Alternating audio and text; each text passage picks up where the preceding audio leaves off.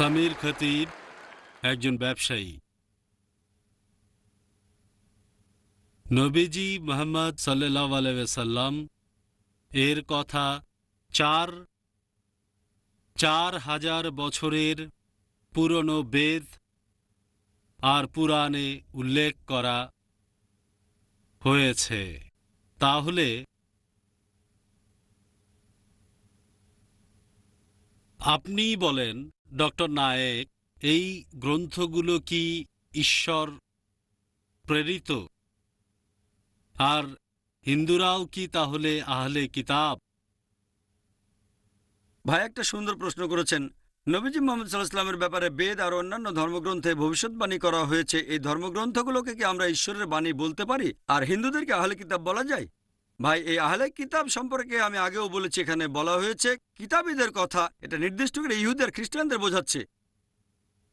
আহলে কিতাব মানে ইহুদি আর খ্রিস্টান। আপনার প্রশ্নতে আসি যে বেদ বা অন্যান্য হিন্দু ধর্মগ্রন্থকে ঈশ্বরের বাণী বলা যায় কিনা। আল্লাহ পবিত্র কোরআনে বলেছেন সূরা রদ অধ্যায় 13 আয়াত 38,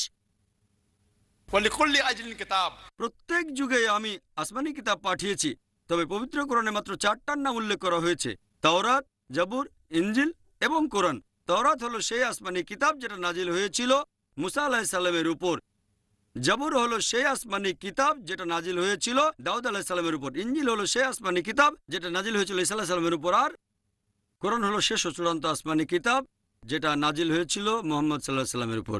এখন যে আসমানি কিতাবগুলো নাজিল হয়েছিল সেগুলো ছিল একটা নির্দিষ্ট সময় আর সম্প্রদায়ের জন্য। কোরআনের আগের ওহিগুলো ছিল নির্দিষ্ট সময় আর সম্প্রদায়ের জন্য। কোরআন নাজিল হয়েছে পুরো মানব জাতির জন্য। আপনার প্রশ্নটা যে বেদ আর অন্যান্য হিন্দু ধর্মগ্রন্থকে আল্লাহর বাণী বলা যায় কিনা, যেহেতু বেদের কথা কোরআনে কোনো রকম উল্লেখ করা হয়নি, আমরা একেবারে নিশ্চিত হয়ে বলতে পারি না যে এগুলো আল্লাহর বাণী। আমরা যেটা বলতে পারি, হতে পারে এগুলো আল্লাহর বাণী। যদি আমাকে বলেন আল্লাহ তো অনেক নবী রাসূল পাঠিয়েছেন, এখন আমরা কি রাম অথবা লক্ষণকে বলতে পারি রাসূল? আল্লাহ বলেছেন তিনি পৃথিবীতে অনেক আসমানি কিতাব পাঠিয়েছেন, অনেক নবী রাসূল পাঠিয়েছেন। যেহেতু কোরআনে বলা হয়নি যে বেদ আল্লাহর বাণী, আমরা বলতে পারি হয়তো এটা আল্লাহর বাণী, নিশ্চিত হয়ে বলতে পারি না।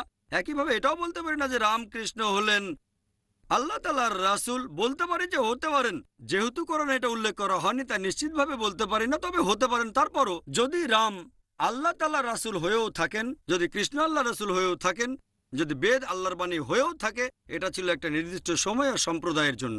বর্তমানে আপনি পৃথিবীর যে অংশেই থাকেন, আপনার মানা উচিত সর্বশেষ ও চূড়ান্ত আসমানি কিতাব অর্থাৎ পবিত্র কোরআন আর সর্বশেষ ও চূড়ান্ত নবী মুহাম্মদ সাল্লাল্লাহু আলাইহি সাল্লামকে।